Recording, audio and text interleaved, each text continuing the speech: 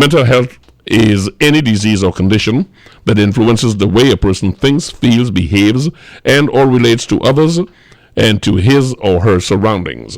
Although the symptoms of mental health can range from mild to severe and are different depending on the type of mental illness, a person with an untreated mental illness often is unable to cope with life's daily routines and demand. Carl Ryan, do you concur with that definition? Good morning to Mr. Bishop and Thank you, sir. to our listeners. Mm-hmm.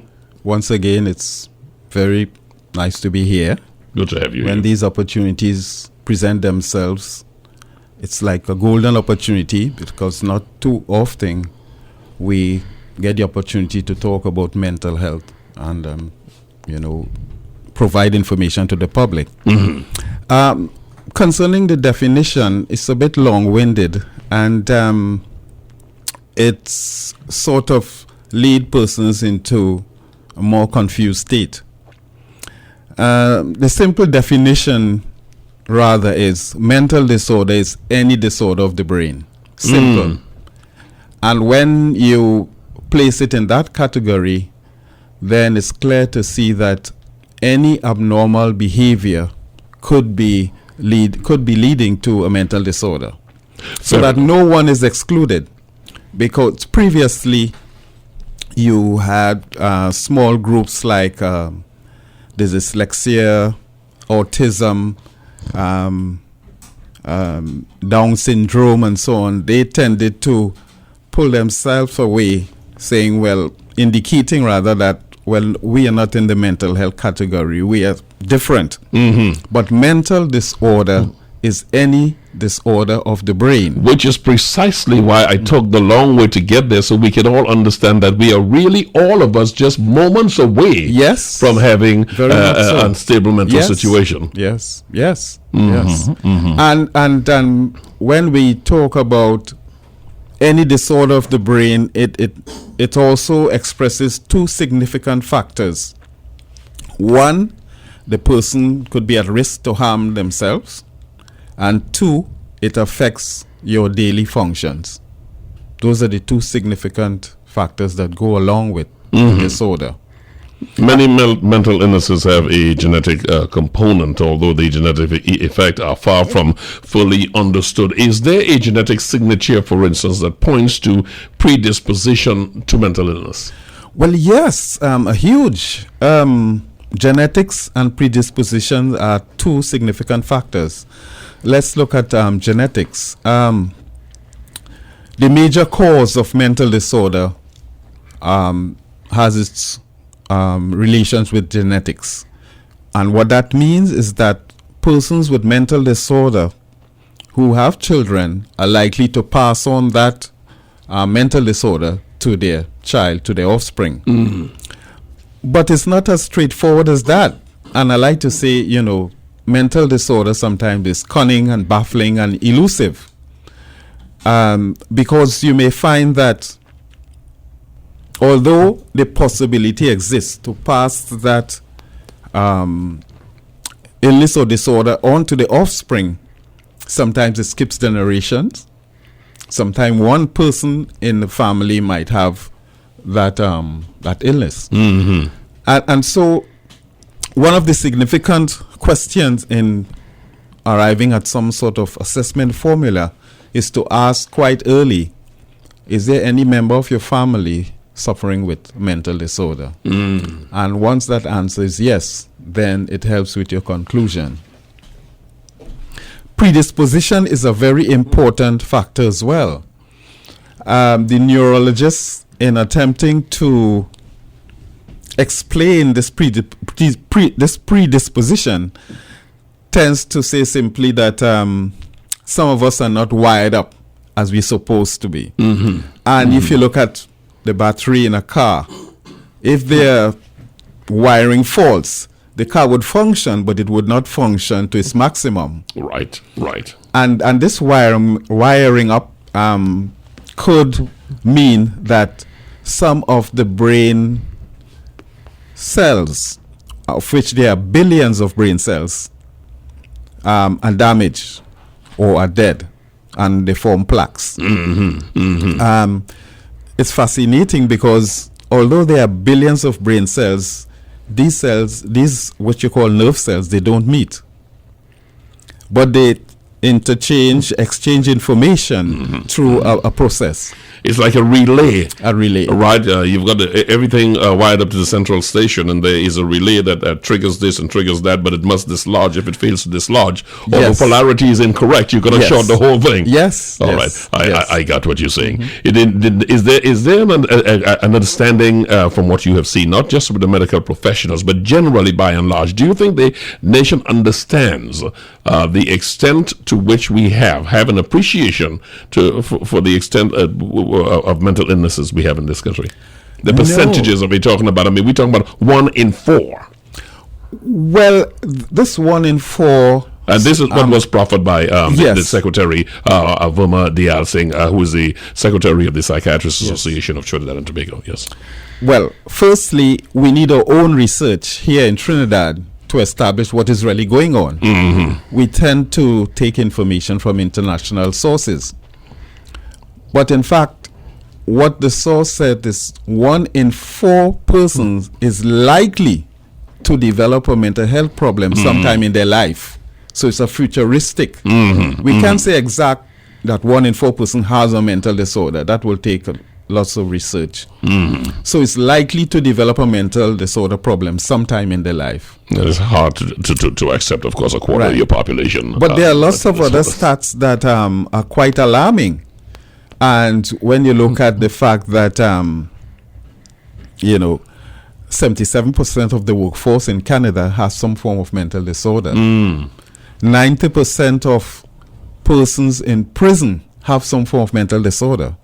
But having worked in the prisons in the UK, I believe that everyone in prison has some form of mental disorder. 17 minutes after 11 o'clock, you hit an intersection there that I would like to pause. I would like to park the car there for a while because you say we lack forensic psychiatry in Trinidad and Tobago. First, explain to us what is forensic psychiatry. Well, forensic psychiatry is a very important factor because that is the area of psychiatry that deals with criminality and criminal behavior. And forensics simply mean using scientific principles to sort of apply to discussions in the court to come to some sort of conclusion. And you say that we lack that in Trinidad and Tobago. Delineate for me. Well, we've got a forensic unit at St. Anne's Hospital, which is no way near what a forensic unit should be. Because of the nature of the persons that are housed in the forensic unit, safety and assessment is quite a huge thing. I remember someone murdered either part or whole family somewhere up in the east, and the police stated that they have concern about sending this person to the forensic unit at St. Anne's because they were concerned about the safety. And forensic has a law of its own, and it deals primarily with the legal framework of how you treat these persons and how you assess them in order to provide that information to the courts so the court could make a decision. Although these persons are considered murderers, they're also mentally ill and they're also human beings. And so the World Health Organizations have proclaimed quite clearly that these units should not be seen as a place of punishment, but as a place of safekeeping. And that they should enjoy the same human rights as apply to any other person in the community. Because in the majority of cases, when I speak to prisoners and so on, they wouldn't have a clue what they did.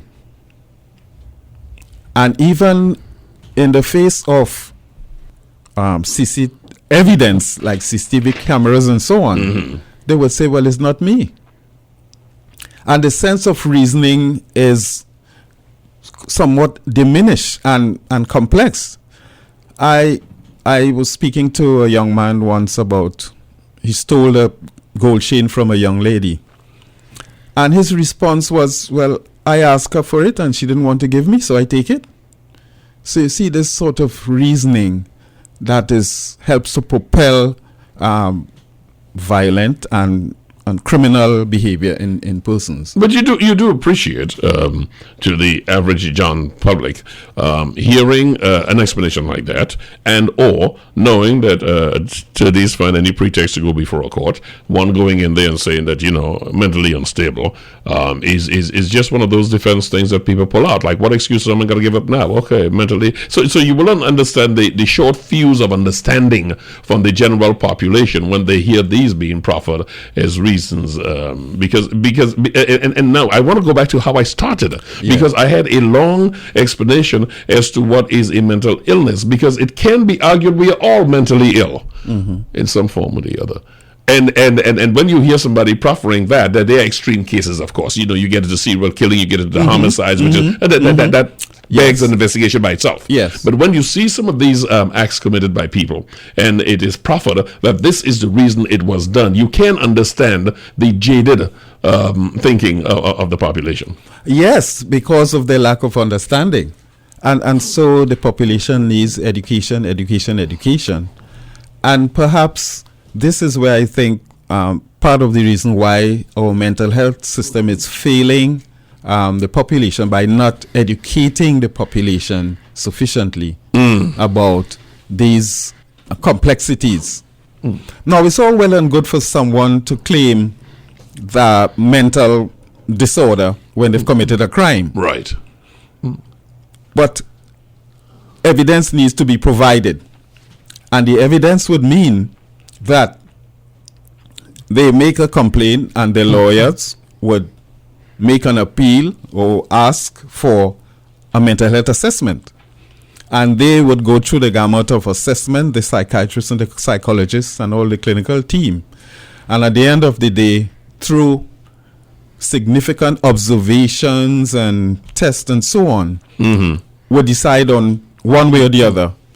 Either the person has a mental disorder and was not aware of his action at the time they committed the crime, or there is no evidence of mental disorder. My guest is Carl Orion. He is a mental health consultant and president of the Dicer Foundation. And I would applaud the work you've been doing. I remember we had you here before, yes. At a time when you were trying to get the word out, and you're still trying to do that. Trying, we are talking about the mental disorder here and the forensic psychiatry. I must bring this in because it is part of what the understanding that's needed. Drug addiction, including alcohol. Is that considered a mental disorder? That is always a confusing debate. But in my understanding, there are two factors there: mental disorder and the drug, the substance misuse, as we call it. We say substance because there are a range of substances: alcohol, cocaine, marijuana, and other things. The legal and illegal. Legal and illegal. Or on the other side, you have prescribed drugs. Now, one of the significant factors with mentally disordered person is this lack of rationality, the inability or reduced ability to rationalize the consequences of your actions. So you end up making poor choices. The other thing is that at the beginning of mental disorder, some of the challenges one would face is sleeplessness, confusion in the head, things don't seem real, voices tormenting you, and these things are frightening. Now, you can't tell that to the average person. They will say, but you mad? And that is not what you want to hear. So you look towards a process called self-medication. And the self-medication would start with using some sort of substance. When you explain it clinically, it sounds so sanitized. Yes. Okay. You go and you drown your sorrows in some kind of yes. substance. Yes. Okay. And because mental disorder is enduring, unfortunately, there is no present cure for mental disorder. And the symptoms increase as the person matures. And so you use and use and use, and you become almost a chronic user. And then the problem becomes more complicated when you end up with what we call a drug-induced psychosis. And so there is a term called dual diagnosis. And as the drug-induced psychosis takes form, then you would realize, but wait, this person is also schizophrenic or bipolar, because everything starts to manifest themselves. So you end up with two diagnoses, and those conditions are extremely difficult to treat. I'm looking at you, my guest, mental health specialist Carl Ryan. You know, I'm looking at you, and I can run in my mind 1,000 different reasons why I can say something I did is because of a mental disorder. I mean, I really can, because I just look at this. I decide to and do some domestic violence, and I go like, I'm a victim of stress, and it's my stress, which is part of the categorization of a mental disorder, because it leads to it. Yes. Anyway, a little bit much. In a specialized branch of psychiatry which deals with the assessment and treatment of mentally disorder, that's what we're talking about, which is forensic psychiatry. I need to ask you this. Is there an understanding? To your satisfaction from your observations and your expertise in the penal system in Trinidad and Tobago, that there is a full appreciation and we have the facilities in place to do as best as possible accurate diagnosis as to the folks who are in there for mental problems, folks who are in there for self-induced psychosis? I mean, what are you seeing? Are you saying, I'm trying to find out from you, do we have a lot of people in the GP, general population, who are just mad, who just need help? And I don't mean mad in a pejorative context. People who are just needing help. Are we not be able to differentiate between both in the penal system from what you're seeing? You have worked there. No, we are not. Although the system in England is very advanced, it's not perfect. In fact, the philosophy of psychiatric management could be considered an inexact science because of the complexity. It's all in the brain. We've sent persons to the moon, but we haven't been able to conquer the brain as yet. You know, and so it needs a whole systematic approach and endless research and resources. We need to change, we need to break this shackle of stigma that tends to prevent us from really pursuing mental disorder in the way it should be. There are other situations. For instance, it takes about 10 years to diagnose someone with a mental disorder. 10 years. When if someone just, fell down on the road there, you would be able to diagnose whether they had a heart condition or they have diabetes, they're going into a diabetic coma or something. In trying to get folks to understand, Carl Ryan, in trying to get folks to understand the empathy, the open-mindedness they must have towards these people, we have to let folks understand that there is mechanism in place to tell when folks are faking it. Yes. How do we have systems in place that can help?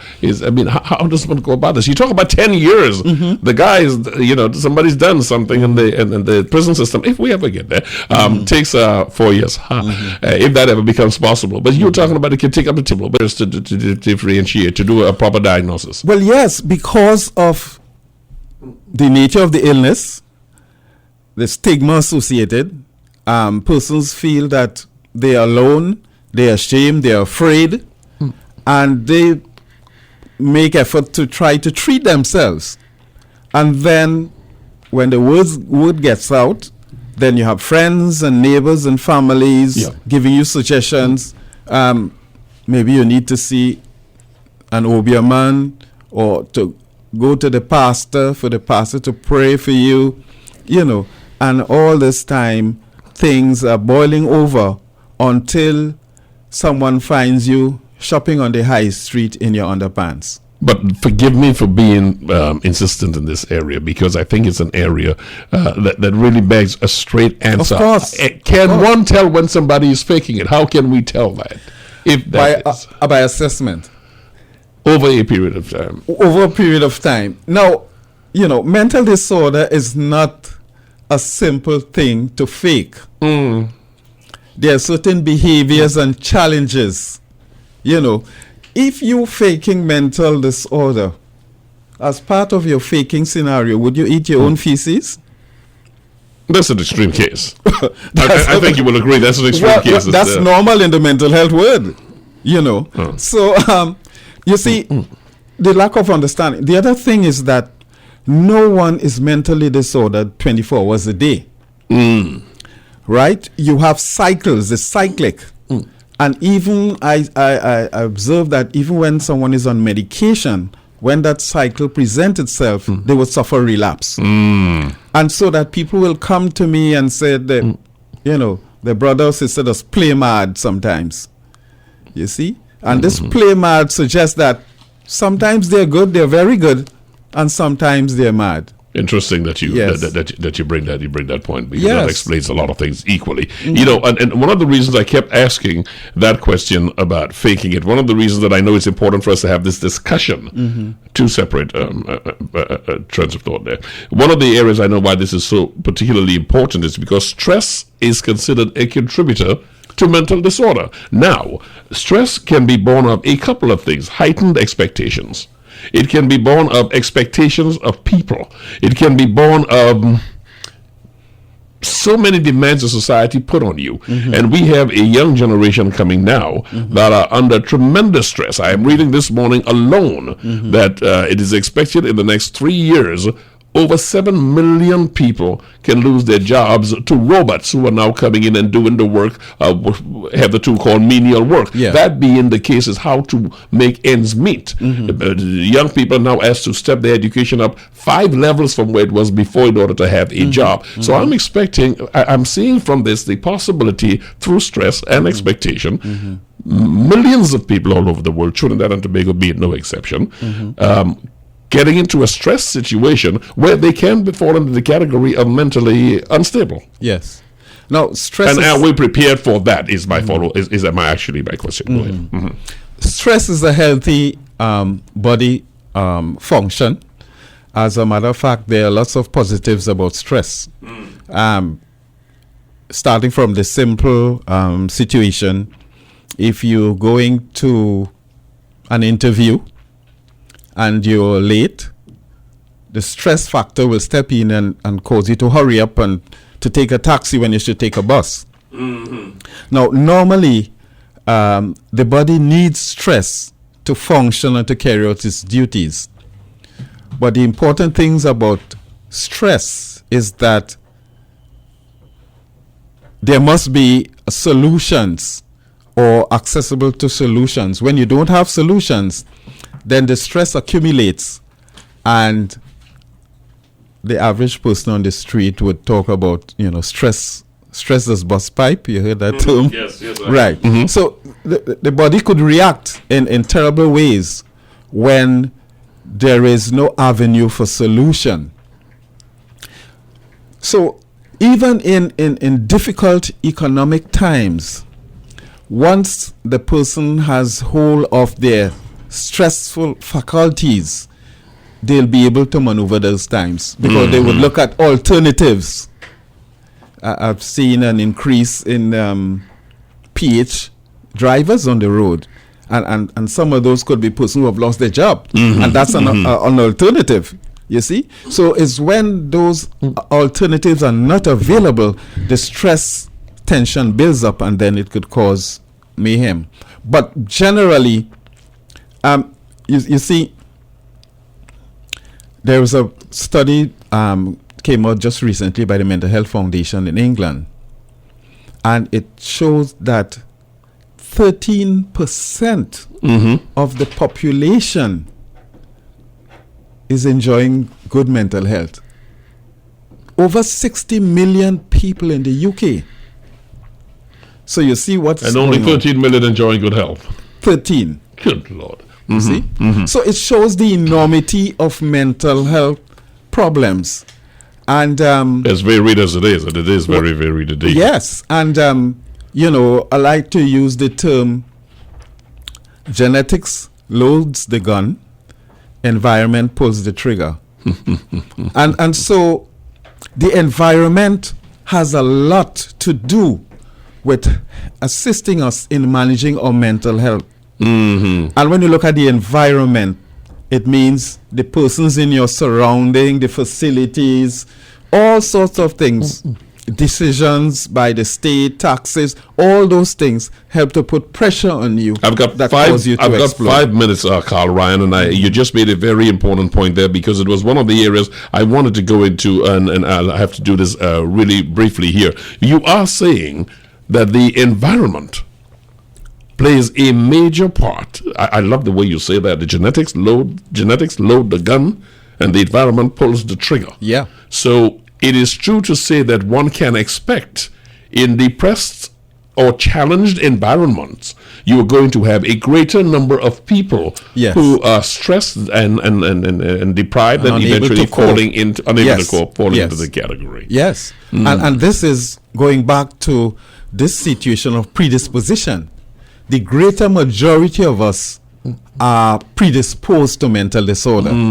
What saves us is the ability or the blessing to survive in an environment that is free from stressful entities. It is true to say, too, that the support mechanism is very important in navigating this. Very. I have found that in England, where I received my psychiatric indoctrination, I must say, that family support, the support of family and friends, tend to go a longer way than the medication itself, because the medication, what we call antipsychotic medication, genetically, they have huge side effects. Huge, coronary heart conditions, impotency in young men, this must suppress that in order to... Yes, all sorts of things. While they serve a useful purpose in emergency, long-term use of antipsychotic medication could have devastating effects. The final question, I must ask you this, it seems almost rhetorical, but I will ask it because you are the professional, I am not. Would you say that this mental illness we are talking about could be part explanation for the horrific dismemberment of bodies and so on we are seeing in killings? Well, possibly. I mean, it's depraved to a level that defies logic. Yes. We are a central point in the transport of drugs and all sorts of things. And I know that this drug called heroin is a horrendous drug. I'm sure it's in Trinidad. And people who use these substances, along with their macabre personality, tends to become more adventurous and creative in the way they do their stuff. But it also highlights the nature of mental disorder, and it's important for, I think, the police to develop their own forensic services whereby they could explore. Because it's not a case of finding the criminal and punishing them. We need to find out why, which is so important. And when we find out why, then we will be able to prevent things from happening. It's a very difficult situation because you're looking at a time when money is very scarce. You're looking at possibly introducing another unit to deal with this. I've heard folks say, for instance, teach the police how to deal with the mentally challenged people. That is a very difficult thing to ask, because you're asking the police to go in a role hitherto not embraced by them, and it will call for a whole different kind of policing. So but it's necessary because they're doing it in the developing countries. It's just a matter of making that political decision to get the active police force to be more sensitive, to be trained towards dealing with that. And it's not just sensitization. They need to do a whole range of things. The actual restraining, the humane approach, as opposed to shooting them. Because these persons are human beings as well, and they need to be treated in a different way. But, when you look at the fact that the Canadian Psychiatric Association saying that the prisons in Canada is a warehouse for mentally disordered. You know, in the UK, there's talk that the prison service is becoming the largest provider for mental health services. That is quite a lot. What's happening here in Trinidad? It's a challenge for us, and it is something we will keep talking about. Give me how folks can get more information on your NICER Foundation, Carl Ryan. Well, the numbers are 777 8576 or 777-8576 or 301 4784. That's 301-4784. Is there a website? Is there a Facebook page? Is there any social media way folks can get in touch with the organization? www.nicerfoundation.com. NICER Foundation. Right. NICER. NICER. Yes. NICERfoundation.com. I do workshops. I go to the community and talk to persons and help persons with their mental health problems. So just call me, and any question you have, I would answer. Carl Ryan, it is truly good of you to take the time to be with us. We are truly appreciative. I am. Thank you so much, and we will continue to be in touch as we have before. Thank you so much.